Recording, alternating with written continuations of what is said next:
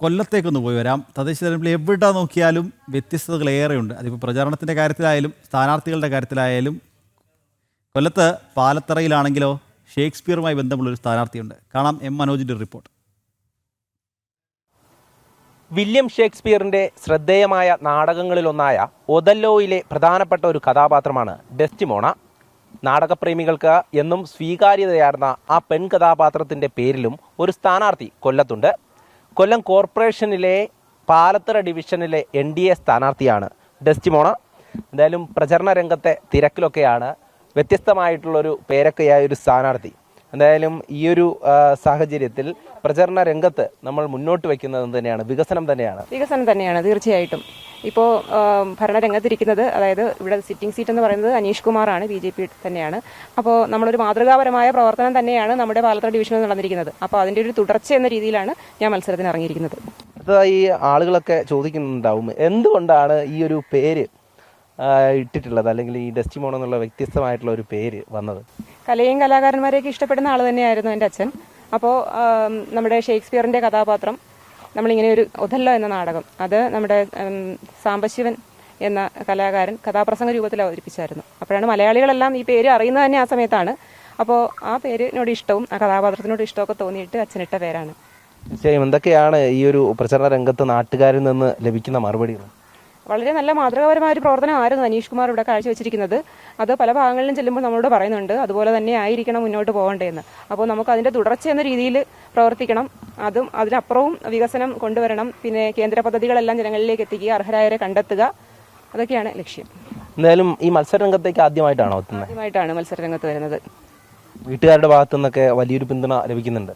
തീർച്ചയായിട്ടും വീട്ടുകാരുടെ പിന്തുണ ഇല്ലാതെ നമുക്ക് സ്ത്രീകൾക്ക് പ്രത്യേകിച്ച് ഇറങ്ങാൻ ബുദ്ധിമുട്ടാണ്. കുടുംബവും രാഷ്ട്രീയ പ്രവർത്തനവും എല്ലാം മുന്നോട്ട് കൊണ്ടുപോകാൻ ഇഷ്ടമാണ്. എന്തായാലും കലാപ്രേമി കൂടെയാണ്, കുടുംബപരമായി തന്നെ കലാപ്രേമികളാണ്. അപ്പോൾ ഈ കലാരംഗത്ത് മികവുറ്റ പ്രതിഭകളൊക്കെ ഈ വാർഡിലുണ്ടാവും. അപ്പോൾ അവർക്ക് വേണ്ട പ്രവർത്തനങ്ങൾ കൂടെ ഉണ്ടാവും അല്ലേ വിജയിച്ചു കഴിഞ്ഞാൽ? തീർച്ചയായിട്ടും ഉണ്ടാവും. നമുക്ക് മാക്സിമം പ്രോത്സാഹനം അവർക്ക് കൊടുക്കുന്നതായിരിക്കും. അതിനുള്ള പരിപാടികളായാലും എന്ത് മത്സരങ്ങളായാലും എല്ലാം എല്ലാം ജനങ്ങളിലേക്ക് എത്തിക്കുകയും അവരെ പങ്കെടുപ്പിക്കാൻ ശ്രമിക്കുകയും ചെയ്യും. നമ്മൾ പല ഡിവിഷനുകളിലും പോകുമ്പോൾ അവിടെയൊക്കെയുള്ള ആളുകൾ പറയുന്നത് വികസന മുരടിപ്പാണ് കഴിഞ്ഞ കുറേ കാലമായിട്ട് ഈ കൊല്ലം കോർപ്പറേഷനിലെ പല ഡിവിഷനുകളിലും. അപ്പോൾ ആ ഒരു സാഹചര്യത്തിൽ BJPക്ക് മുഴുവനായി നോക്കുകയാണെങ്കിൽ കൊല്ലം കോർപ്പറേഷൻ ഇത്തവണ വലിയൊരു മുന്നേറ്റം ഉണ്ടാക്കാൻ സാധിക്കുമോ? സാധിക്കും, തീർച്ചയായിട്ടും. വികസനം തന്നെയാണ് ഏറ്റവും പ്രധാനമായ ലക്ഷ്യമായിട്ട് BJP കാണുന്നത്. പിന്നെ കേന്ദ്ര പദ്ധതികളെല്ലാം ജനങ്ങളിലേക്ക് എത്തിക്കാനായിട്ട് ഇപ്പോൾ കോവിഡ് കാലത്തായാലും നമ്മുടെ ഡിവിഷനിൽ അനീഷ് കുമാർ കൗൺസിലറുടെ സ്ഥാനത്ത് നിന്ന് വളരെ നല്ല രീതിയിലുള്ള പ്രവർത്തനമായിരുന്നു നടന്നുകൊണ്ടിരുന്നത്. കോവിഡ് സമയത്ത് അസുഖം ബാധിച്ച എല്ലാ വീടുകളിലും 3 നേരം ഭക്ഷണം എത്തിക്കുക, മരുന്നെത്തിക്കുക, പിന്നെ അവർക്ക് വീട് അണുവിമുക്തമാക്കുക, അങ്ങനെ എല്ലാ കാര്യങ്ങളും കൃത്യമായി ചെയ്തുകൊണ്ടിരുന്ന ഒരു കൗൺസിലറായിരുന്നു നമ്മുടേത്. എല്ലാവർക്കും വലിയ സന്തോഷം തന്നെയാണെന്ന് തോന്നുന്നു. കാരണം ഈ ഒരു വ്യത്യസ്തമായിട്ടുള്ള പേര് ഈ സുപരിചിതമാണ്, എല്ലാവർക്കും പെട്ടെന്ന് മനസ്സിലിരിക്കുന്ന ഒരു പേര് കൂടെയാണ്. അപ്പോൾ പോകുമ്പോൾ തന്നെ പേര് പറയുമ്പോൾ അവരിൽ നിന്ന് ലഭിക്കുന്ന മറുപടി എന്താണ്?